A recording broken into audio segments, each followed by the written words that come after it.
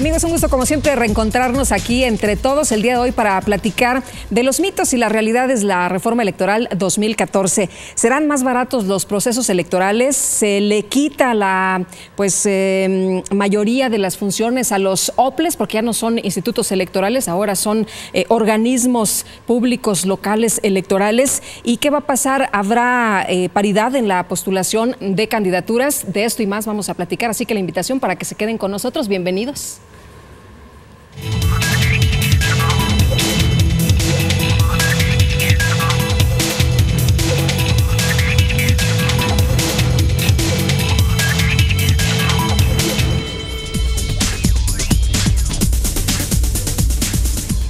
Amigos, una vez más, qué gusto tenerlos aquí con nosotros entre todos, y les quiero presentar a nuestro invitado en esta ocasión, al maestro Juan Carlos Villarreal Martínez. Él es consejero electoral del IEM. ¿Qué tal? ¿Cómo estás? Bienvenido. Muy bien. Buenas noches, Lupita. Buenas noches a ti y al auditorio que nos acompaña. Hoy va a estar bueno, ¿no? Porque nos vas a decir punto por punto cómo está la situación de lo que nos trae esta nueva reforma, estas reglas del juego.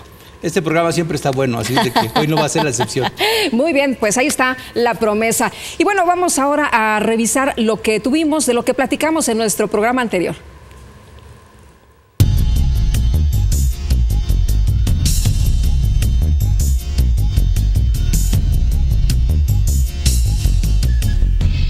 En nuestro programa anterior, el licenciado Rafael Plutarco Garduño García, director de capacitación del IEM, compartió con nosotros cifras relevantes y comentarios sobre la participación ciudadana en el proceso electoral del 2012. Con las reformas actuales que tuvimos y que ya están puestas tanto en la Constitución Federal como en la ley secundaria, la Ley General de Instituciones y Procedimientos Electorales, la LEGIPE, vemos que está la candidatura independiente, la consulta popular, que es una nueva forma de poder accesar algunas acciones, y la iniciativa popular. Es que se decía que la gente no nacida en el Estado de México votaba menos que la oriunda del Estado de México. Los menores de 30 años, tanto de hombres como mujeres, los nacidos en el Estado de México son más que los no nacidos en el Estado de México. ¿Qué debemos hacer como órgano electoral en un programa de promoción y difusión de una cultura política democrática y educación cívica? Cuando nosotros vemos en la lista nominal, vemos que las mujeres de 25 a 49 años de edad votan más que los hombres. Pero los hombres de 18 a 24 años votan más que las mujeres. Y los grupos de 50 años y más, los hombres votan más que las mujeres. Los ciudadanos también ya pueden ser candidatos independientes. Obviamente ya hay reglas establecidas. Por ejemplo, si quieres ser presidente de la República, candidato, debes de tener el apoyo del 1% de la lista nominal. ¿Esto cuánto es? Esto nada más son 793,200 firmas.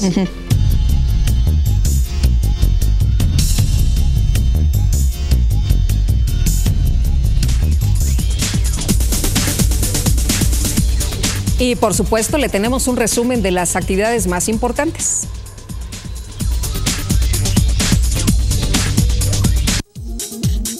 Con base en los plazos y términos establecidos en la normatividad de responsabilidades de los servidores públicos electorales del Instituto Electoral del Estado de México, 100% de los servidores públicos electorales del Instituto cumplió con la obligación legal de presentar su declaración anual de situación patrimonial, realizando este ejercicio de transparencia y rendición de cuentas mediante un instrumento confiable como es el sistema de declaración patrimonial con que cuenta la Contraloría General del IEM.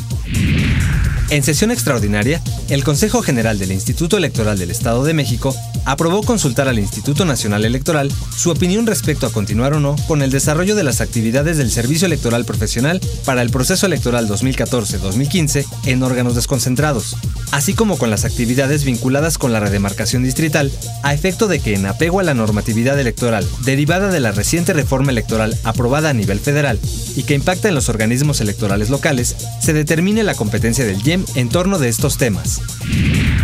En democracia, la relación que se establece entre gobierno y gobernados se fortalece mediante la práctica de la deliberación, porque genera procesos que abonan a enriquecer la opinión pública, el diálogo y la retroalimentación de la información.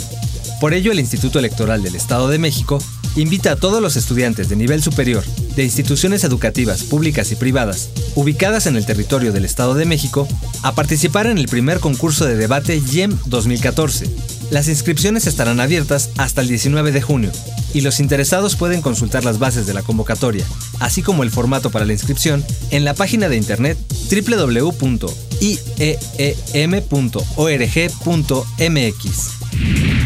Los ciudadanos refuerzan la democracia con su participación activa en diferentes ámbitos, y esta es la forma en que se interviene en actividades de tipo electoral, cívica o de corte político, ya sea como funcionarios electorales en las mesas directivas de casilla, en sus asambleas u organizaciones vecinales y respetando las leyes y normas que nos hemos dado, indicó el consejero electoral del Instituto Electoral del Estado de México, Juan Salvador Hernández Flores, al impartir la conferencia Valores Democráticos ante estudiantes y docentes de la Universidad Insurgentes, plantel Toluca.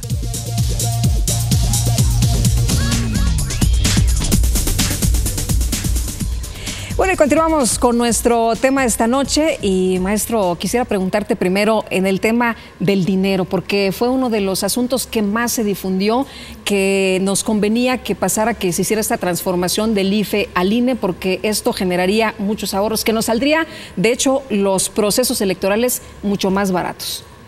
Bueno, yo te podría contestar con un categórico no, no va a ser así. Desafortunadamente, la fórmula que ahora se aprobó para el financiamiento público es distinta a la que teníamos la mayoría de los estados. Más o menos, el caso del Estado de México era la multiplicación del 40% del salario mínimo por los inscritos en el padrón electoral. Y ahora nos vamos a ir al 65%. El Estado de México era uno de los que más dinero daban en financiamiento público. Hay estados que daban el 30%, otros el 25%. El salto al 65% es costoso. Si a esto le agregas que el financiamiento público va a tener la doble composición, o sea, el recurso federal y el recurso local, entonces a donde se va a ampliar mucho va a ser en los estados. Porque la fórmula no la tenía prácticamente más que el Distrito Federal de manera similar a como quedó en la ley. Entonces en todos los estados se va a incrementar. Primer rasgo me parece preocupante, porque en el gastos ordinarios van a recibir más los partidos políticos. Pero van a recibir más, pero van a recibir muchísimo más. Sí, la idea de que se iba a ahorrar, ahí yo te diría con números actuales, a cifras actuales del Estado de México, si uno hace la operación para los próximos 3 años, el Estado de México va a terminar financiando con 13 millones de pesos más el financiamiento público, que uno diría es poco. Es poco porque estoy haciéndolo con los datos actuales. No sé cuánto vaya a crecer el padrón electoral, ese es un dato que no se tengo, pero si lo tenemos con datos actuales y hace una la operación, lo que encuentra es que va a haber un mayor gasto por vía de los recursos públicos. Solamente hablo del Estado de México. Estados que gastaban menos que nosotros, me parece que los meten en una complicación mayor, sobre todo porque no es una reforma que provenga de la voluntad, digámoslo así, de las legislaturas locales. O sea que va a ser un recurso que van a tener que destinar los gobiernos locales para una fórmula que ellos no aprobaron. Proviene de una ley general. Entonces creo que ahí hay un primer dato que poco se ha analizado, que solamente lo he leído por ahí con un par de columnistas, pero que va a costar más dinero.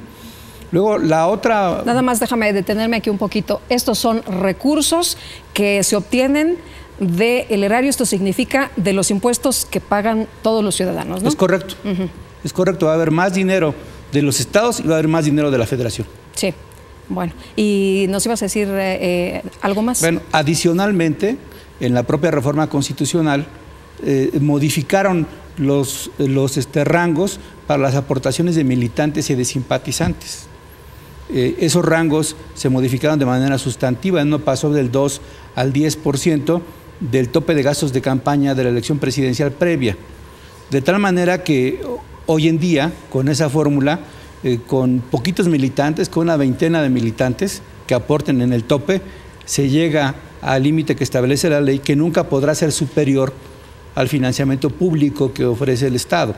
Entonces, creo que también ahí hay que decirlo como es, fue un engaño, porque por la vía del financiamiento privado, ya no público, del privado, van a tener recursos que antes no estaban previstos en la ley, de una manera cuantiosa y que fácilmente van a igualar al financiamiento público. Entonces, al final del día, no solamente va a haber más financiamiento público, sino que van a tener también mayor financiamiento privado y entonces el incentivo para el gasto de las campañas no se redujo.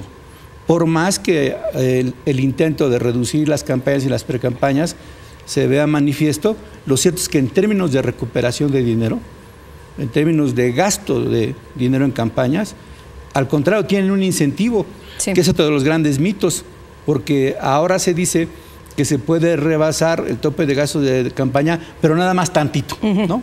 ¿Solo 5%? Solo 5%. Sí. ¿Nos platicas de esto después de la pausa? Claro. Muy bien. Vamos entonces a unos mensajes y enseguida estamos de regreso. La invitación para que se quede con nosotros aquí, Entre Todos, mitos y realidades de la reforma político-electoral 2014.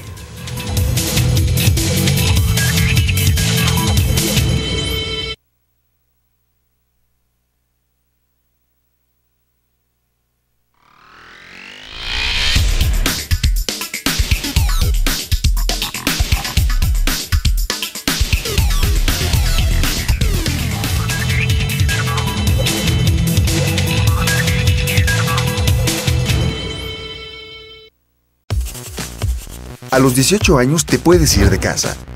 Puedes salir con tus amigos a divertirte. Puedes tener una relación formal. Ya sabes qué carrera estudiar. Ya puedes conducir. A los 18 años puedes trabajar. Puedes viajar sin tus padres. Eres más responsable. Te preocupas más por tu país. Y lo más importante, ya puedes votar. IEM, Instituto Electoral del Estado de México. 18 años con la ciudadanía mexiquense. Detrás de tu voto, hay buenas noticias. Un programa del Instituto Electoral del Estado de México. Síguenos a través de www.ieem.org.mx y por Uniradio 99.7 FM. Todos los miércoles a las 13 horas. IEM, Instituto Electoral del Estado de México.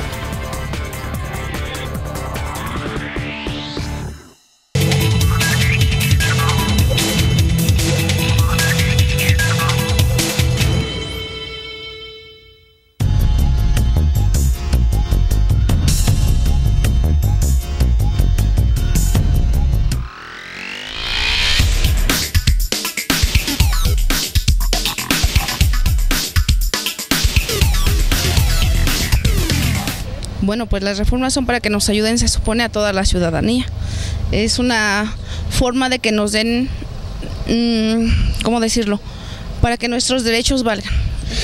Más que nada es para tener un orden, que incluso se pueda aprovechar mucho en el sentido de bueno, más que nada el orden, manejar impulsar nuevas estrategias para beneficio de todo México. Para que todos vivamos bien, ¿no? Para gobernar mejor, se supone que para gobernar mejor, pero creo que es al revés. Mira, yo siento que sería generar un poco más de confianza en la ciudadanía y también para democratizar más al país. Pues para que estemos bien como ciudadanos, ¿no? Para que también empecemos a ver en los candidatos pues el bienestar para la ciudadanía.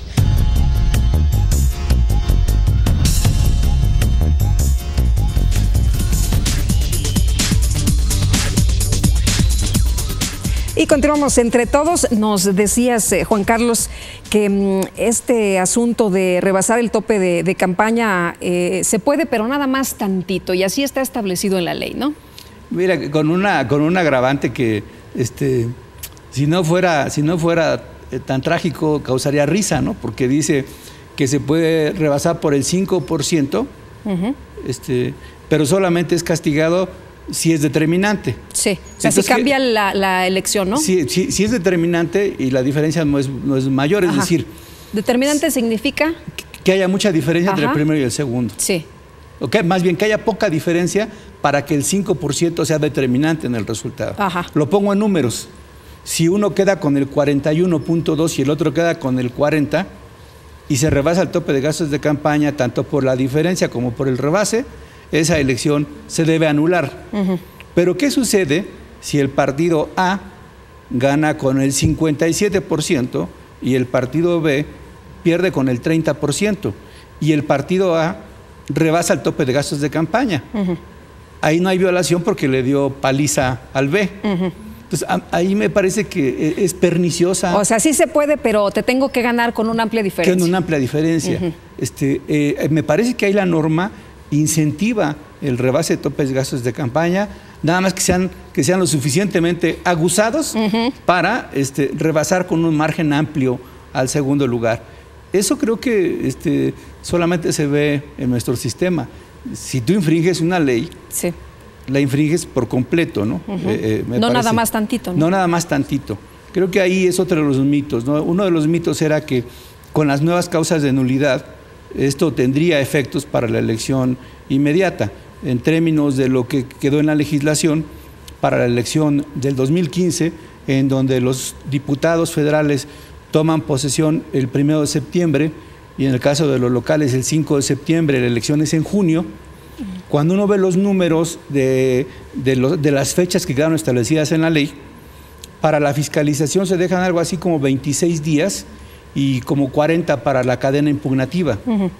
Es decir, va a ser francamente imposible que, uno, se construya un sistema nacional de fiscalización como se pretende, que ese sistema nacional empiece a funcionar en todas las entidades donde habrá elecciones, que además ese sistema que va a ser nacional y funcione, identifique puntualmente estos procesos, y con el número de campañas que va a haber, que además sea tan eficiente para que la autoridad federal, que es la responsable ahora de la fiscalización, sí, pueda identificar y en un periodo tan breve ofrezca los elementos para anular una elección. Hoy una tarea titánica realmente, ¿no? Y por eso es el segundo mito del que nos ocupamos. No van a salir más baratas porque de hecho el INE acaba de pedir más de 230 millones de pesos justo para esas tareas de fiscalización, y eso que todavía no comienza el proceso. Y eso que todavía no empieza. Oye, en el tema de fiscalización, y esto es muy importante, se ha dicho que será mucho más eficiente, que será en línea, es decir, que será de manera instantánea prácticamente. Bueno, eso es lo que dice la ley, e idealmente es lo deseable, pero hoy en día creo que hay que ser objetivos con el auditorio. Primero marca la ley que el INE tiene que hacer un plan integral del cual van a derivar todos los procedimientos de coordinación con las entidades. Y hoy, que apenas la legislatura local acaba de aprobar la armonización con la reforma constitucional, faltan todavía 15 días del mes, y en esos 15 días tienen que hacer las reformas al Código Electoral y eventualmente crear un nuevo Código Electoral. Vencido el plazo, ya estaremos en julio. Sí. Y entre julio y octubre, la Autoridad Electoral Nacional, el INE, tiene que modificar 22 reglamentos internos. Y dentro de esos 22 reglamentos internos, generar el de fiscalización y luego hacer que los estados colaboren en ese modelo. Me parece francamente que eso es punto menos que imposible. De hecho, el presidente del INE, Lorenzo Córdoba, ha estado insistiendo en las últimas semanas que lo más recomendable es dejarle a los estados la fiscalización y coordinarla con el INE.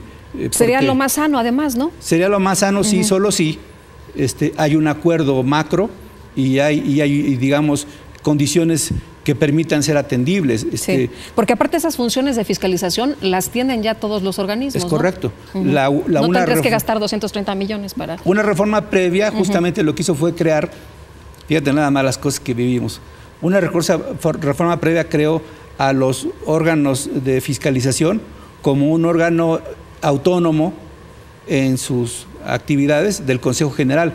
Eso se dio en todo el país. Y ahora esa autonomía y ese órgano ya no es tal. Ahora va a depender de lo nacional, pero todavía no hay una ley, no hay un reglamento. Entonces, me parece que lo que tiene que hacerse, y creo que se tiene que hacer pronto, es que este sistema se diseñe rápidamente para que pueda ser operable para el 2015. Yo creo que toda la apuesta de los actores políticos se montó sobre el 2018. Sí.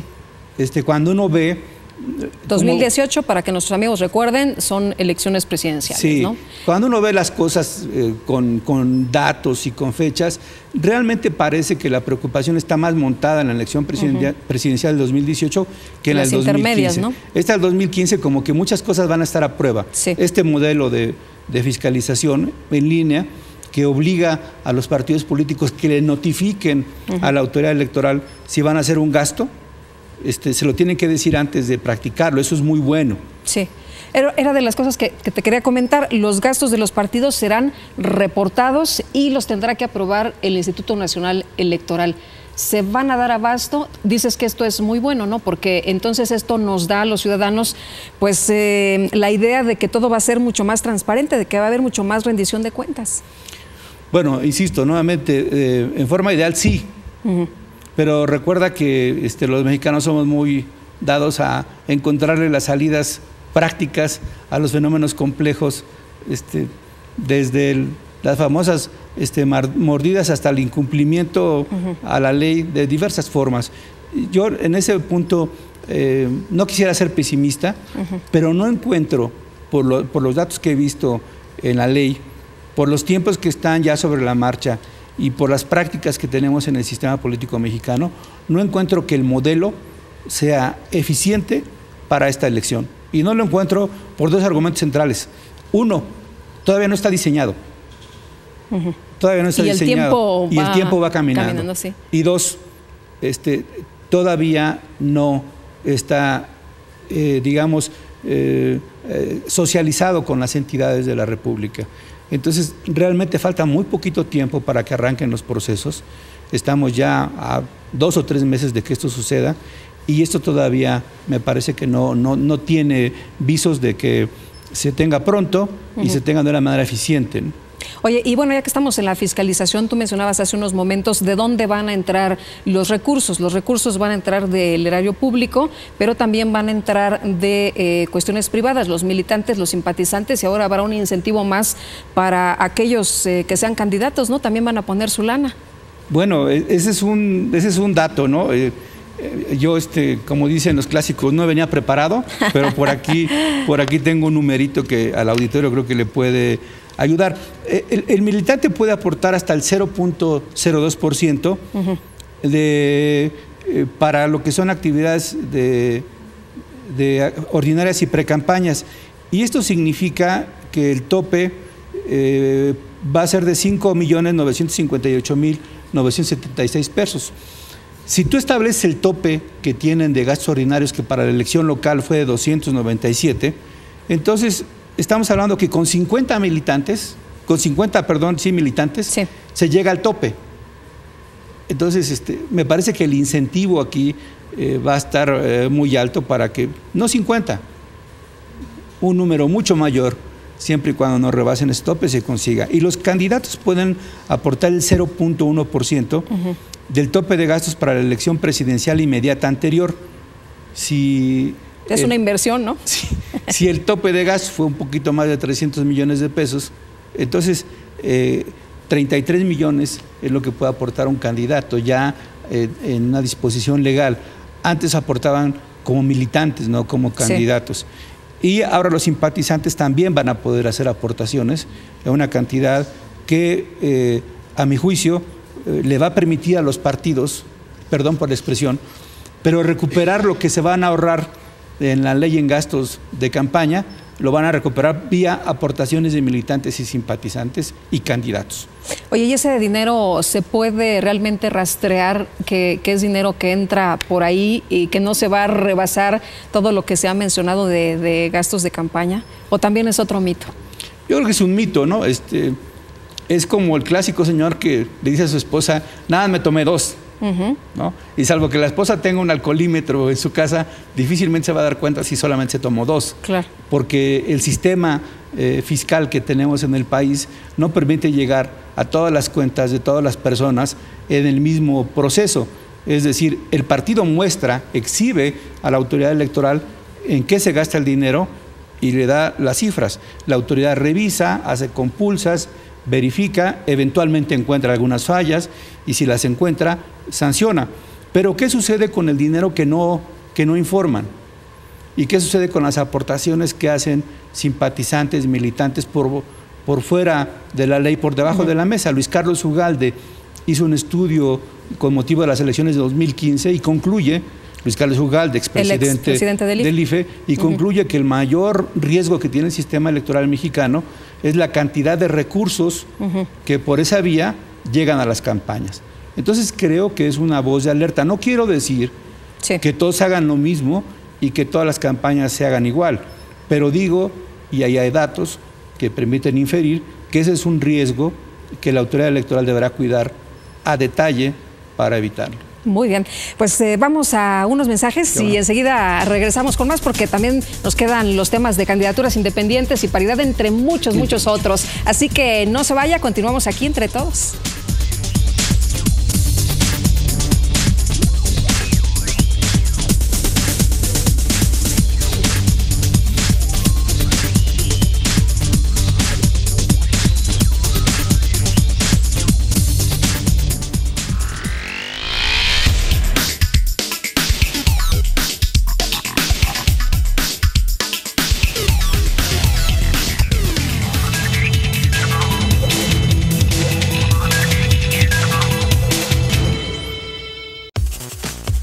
A los 18 años te puedes ir de casa.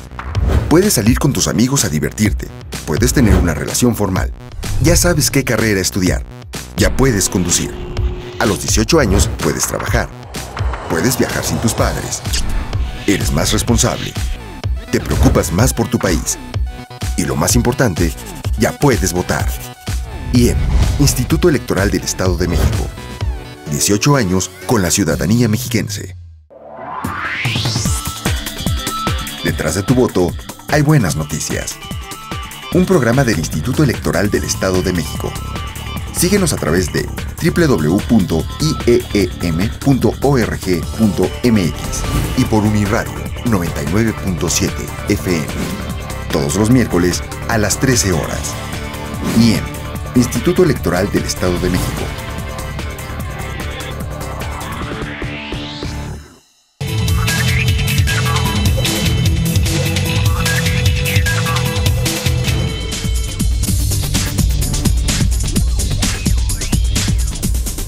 Bueno, otro de los temas, hablamos de los tiempos de radio y televisión, que también es un asunto bien interesante de esta nueva reforma. ¿Quién lo define? ¿Quién lo determina? ¿Cómo? ¿En qué momento?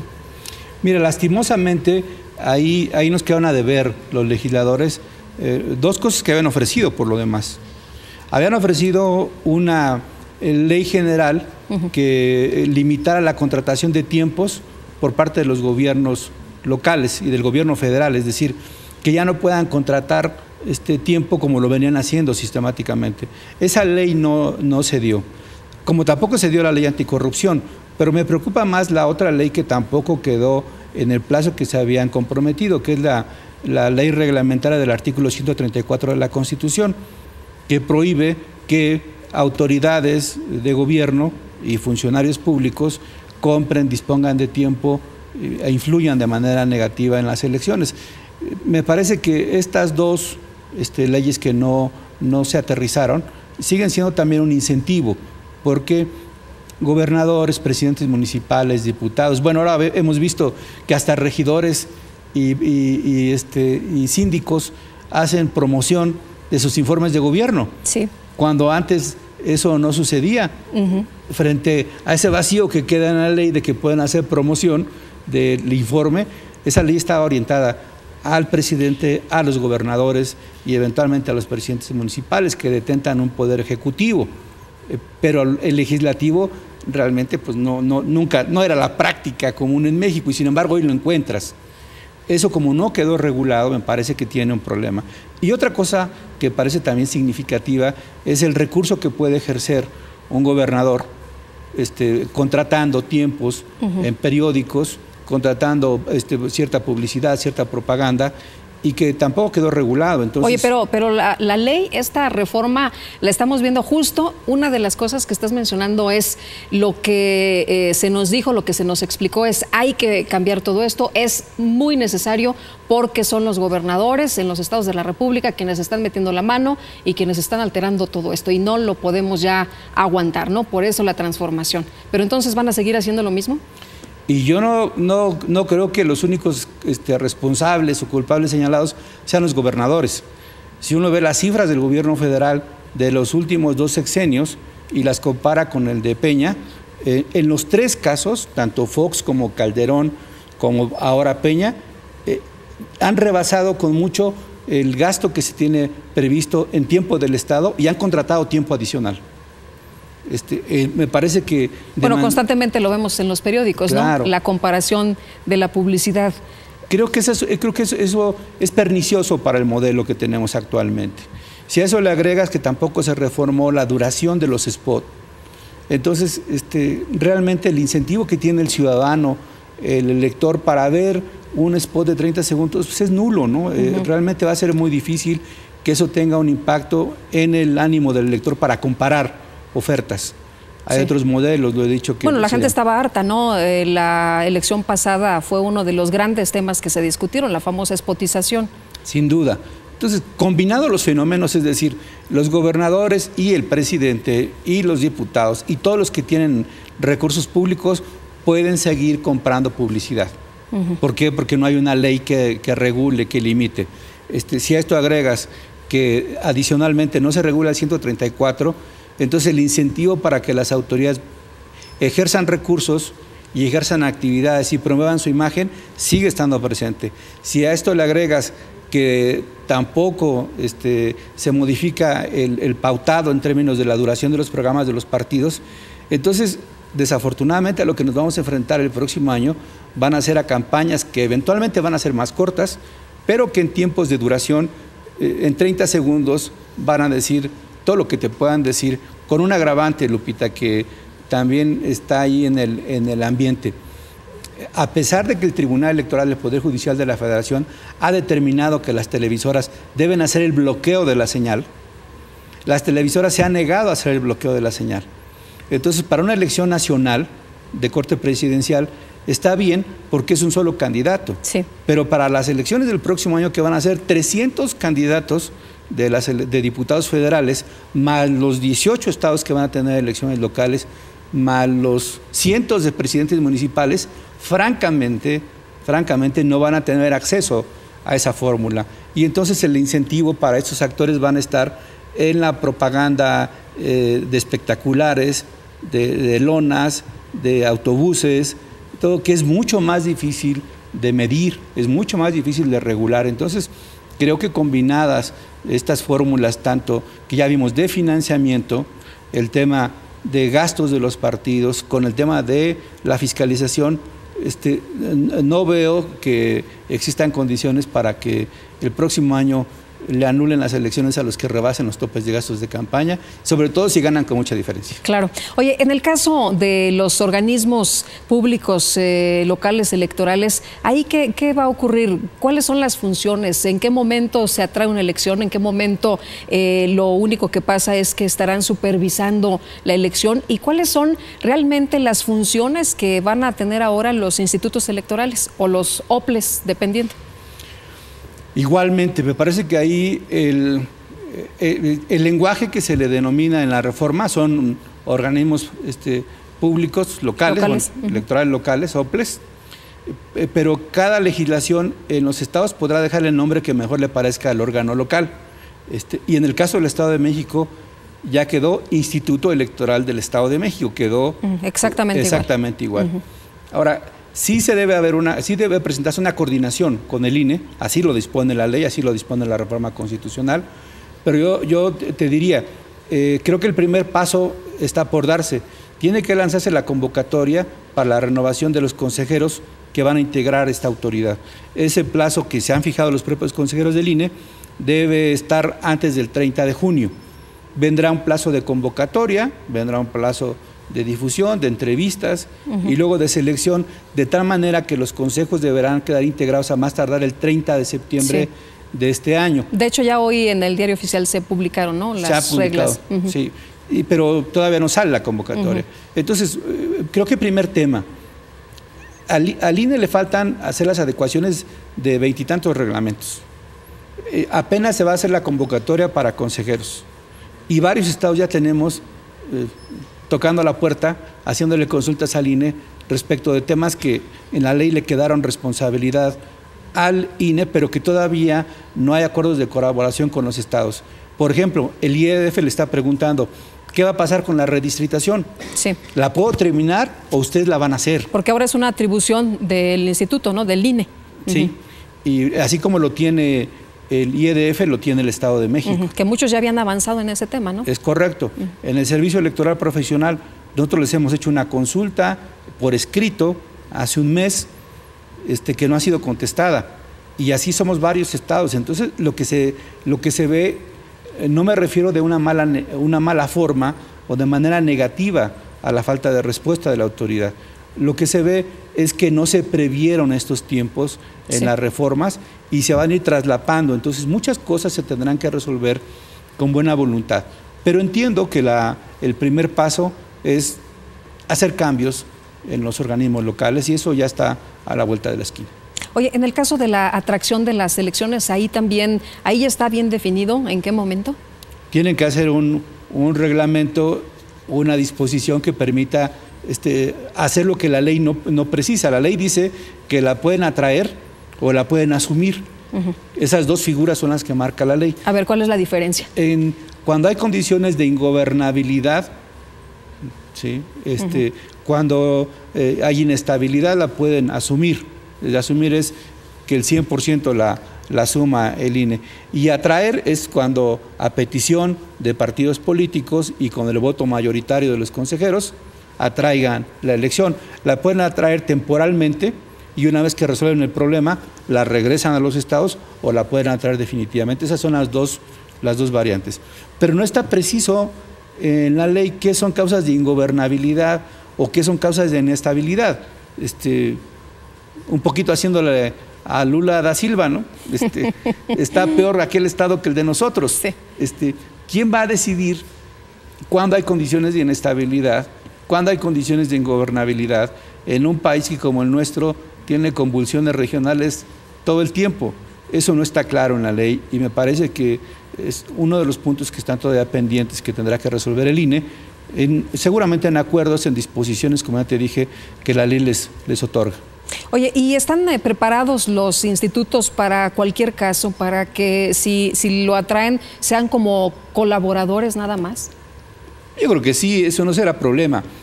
Mira, el mejor símil que yo puedo poner es que estamos como una carrera de Fórmula 1. Ya los coches están listos, ya están encaminados, ya están quemando llantas, pero el problema es que no los puedes tener mucho tiempo parados. Y lo que hace falta para que ese banderazo suceda depende en buena medida de lo que haga el Consejo General del INE. Y eso supone cambios a sus normas, crear el famoso plan integral que la ley dice, crear esta comisión que ya fue creada y establecer comunicación con los estados. Una vez que estos elementos estén sobre la mesa, entonces me parece que ya se podría pensar en esos trabajos de coordinación.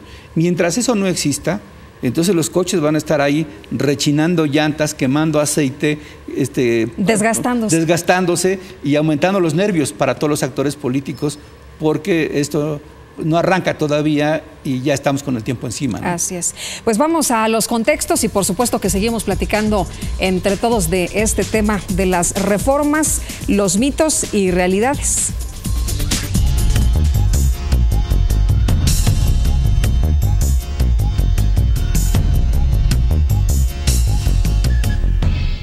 Uno de los elementos centrales en torno a la democracia tiene que ver con el papel de los medios de comunicación y su importancia para la consolidación de la democracia en cualquier país.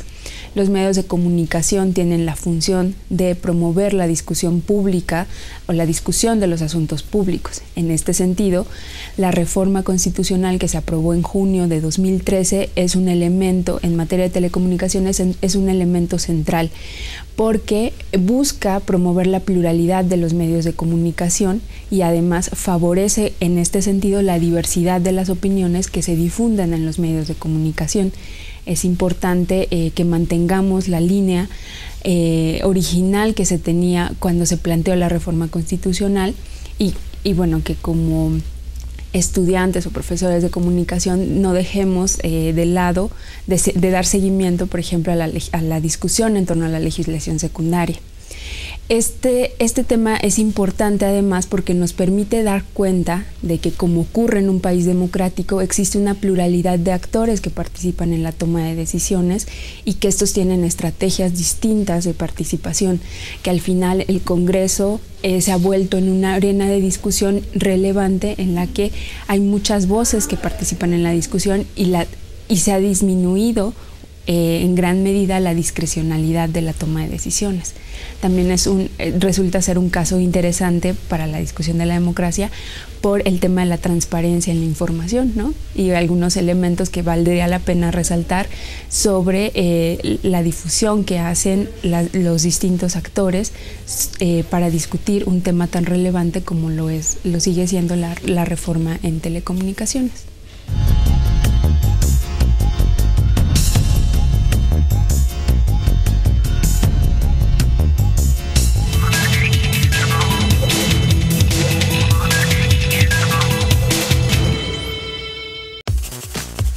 A los 18 años te puedes ir de casa.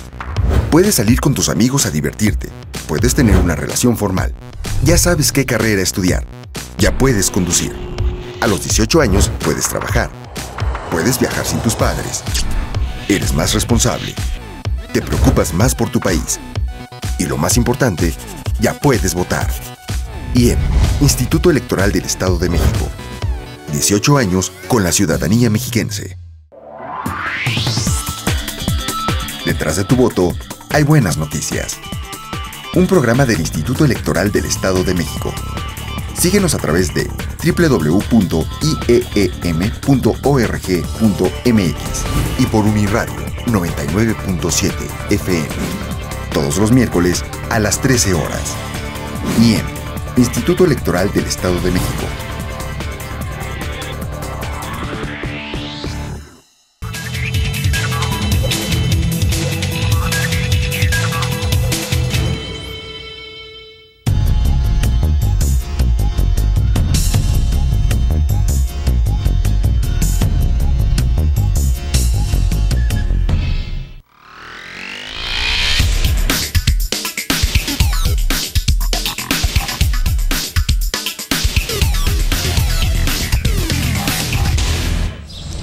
Para ayudar a la gente, ¿no?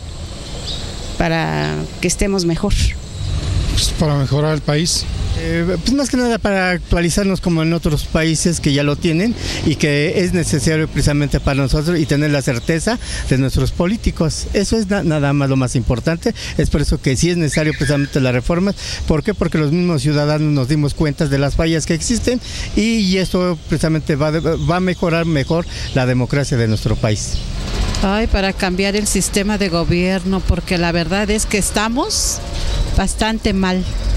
Bueno, yo digo que para tener una mejor sociedad, tanto política como social, y para que tengamos el apoyo, ahora sí que de nuestro presidente y de todos. Pues para que la ciudadanía esté conforme con todo lo de las elecciones, ¿no? Pues para mejorar nuestro país. Para mejorar, ¿no?, la situación del voto, sí, para que se haga más personal, ¿no?, me imagino.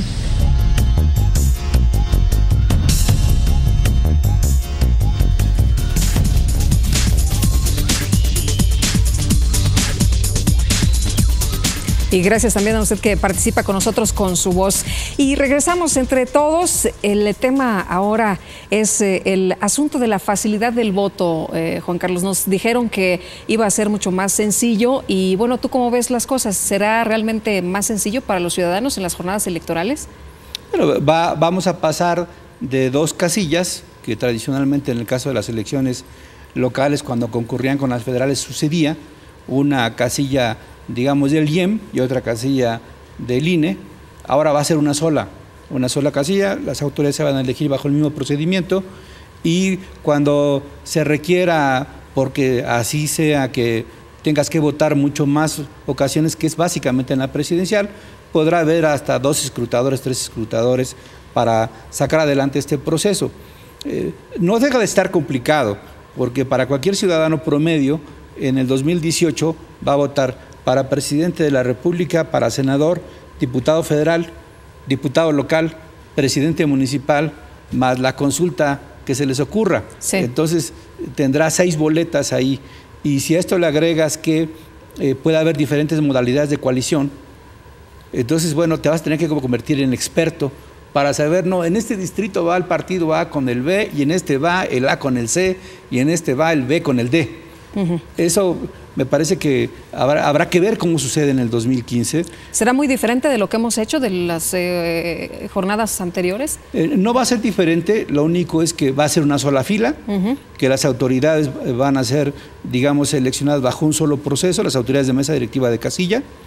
Lo único que creo que puede generar cierta confusión son las coaliciones, porque en las coaliciones puede haber coaliciones nacionales y locales y pueden ser diferentes entre sí. Entonces el elector ahí me parece que sí puede inducirse al error, como de hecho se dio en las elecciones pasadas, pero dejemos que eso suceda. Por vía de mientras, lo que sí va a suceder es que habrá una sola casilla, una sola fila, y en ese sentido parece que sí se logró el objetivo.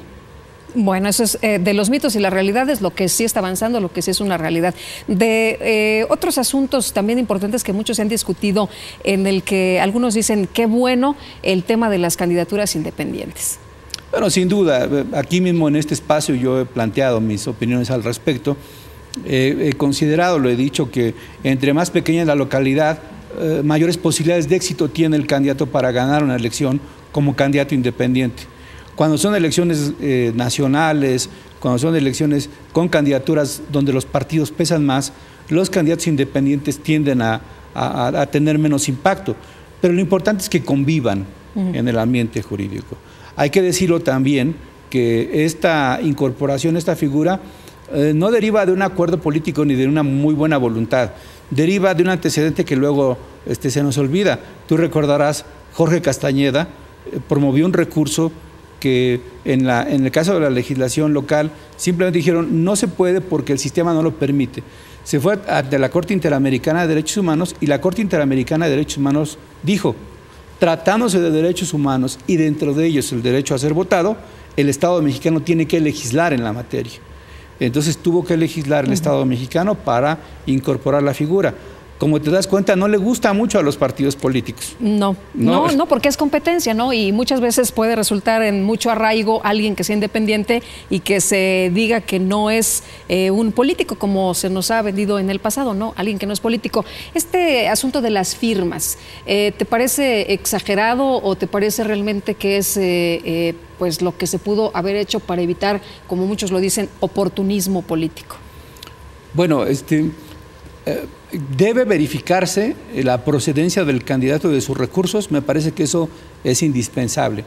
Ahora, ¿cómo fijen el número de firmas?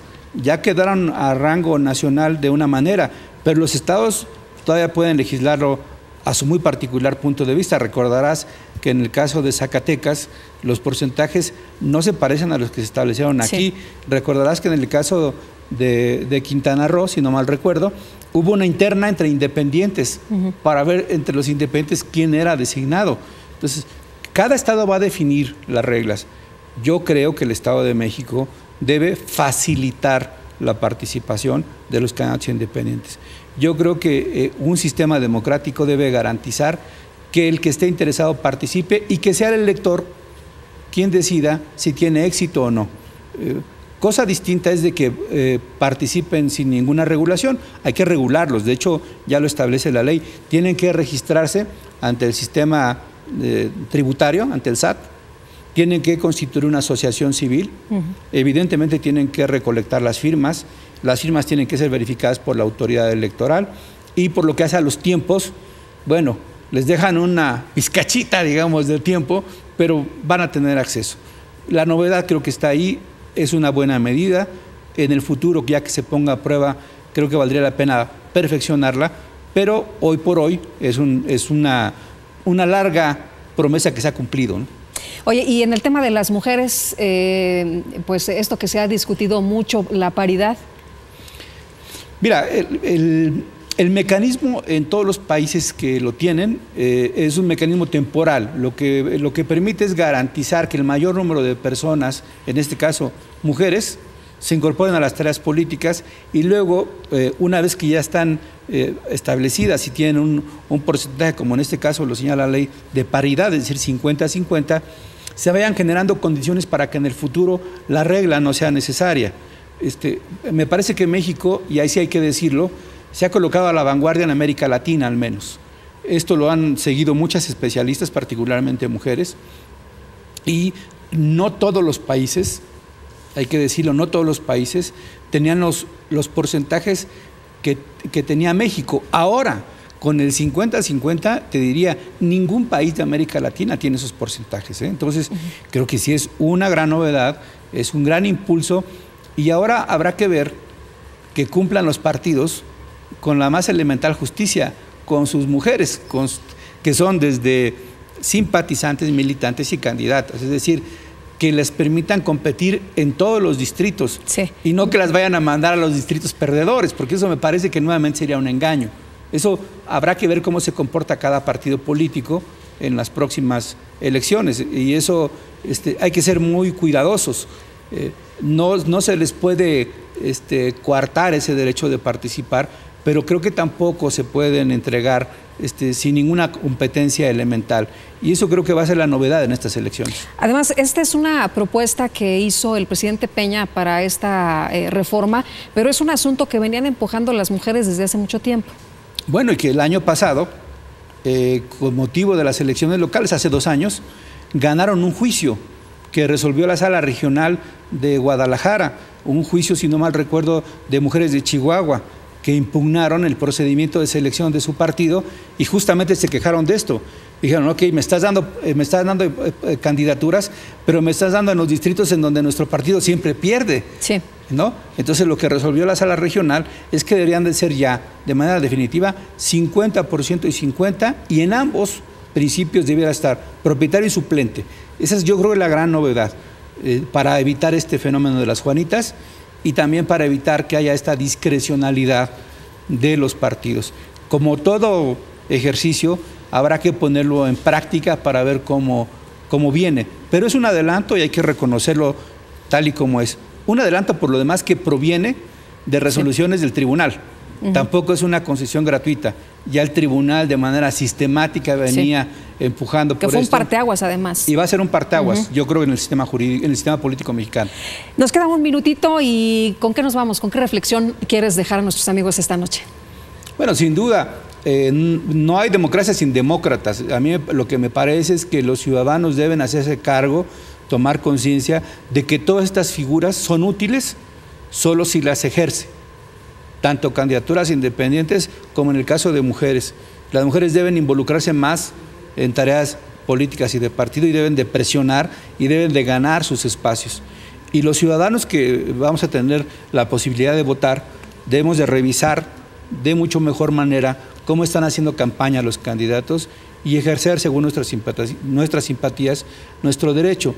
Creo que estas reformas le van a permitir a los electores inaugurar nuevos mecanismos de participación. La consulta ciudadana, la iniciativa popular, creo que son buenas noticias, y habrá que ver cómo operan para el próximo año. Yo lo veo con optimismo, además lo veré en el 2015 desde la óptica del ciudadano que siempre he sido, ya no como un funcionario electoral, y sin duda creo que el sistema se va a perfeccionar con estas reformas. Muy bien, pues Juan Carlos, como siempre, un gusto poder estar contigo aquí en este programa. Qué bueno que nos acompañes. No, gracias a ti, Lupita, y al auditorio nuevamente. Buenas noches. Muy buenas noches. Y muchas gracias también a usted que nos acompañó aquí entre todos. Le deseo que pase muy buena noche y que tenga una muy buena semana. Aquí nos escuchamos y nos vemos la próxima.